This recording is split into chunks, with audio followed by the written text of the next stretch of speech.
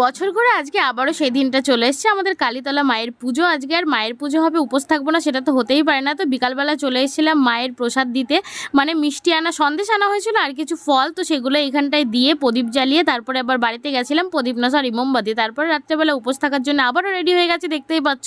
তো আজকে অনেকটা তাড়াতাড়ি করেই পুজোটা হচ্ছিল, আর সত্যি কথা মাকে অপূর্ব সুন্দর লাগছিল, আর মাকে খুব সুন্দর করে সাজিয়ে দিচ্ছিল। আর এইখানটায় পুরো শিমুরালির সবাই কিন্তু এইখানটায় আসে, মানে আমাদের শিমুরালি গ্রামে যত মানুষ আছে সবাইয়ের জন্য এখানটায় কিন্তু প্রসাদের ব্যবস্থা করা হয়।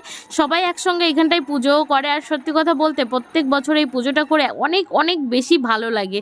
আর ভিড়টা দেখেছো তো বন্ধুরা, তো এখানটা অঞ্জলির জন্য দাঁড়িয়েছিলাম, অনেকটাই ভিড় হয়, আর 3-4 বার করে অঞ্জলিও দেওয়া হচ্ছিল।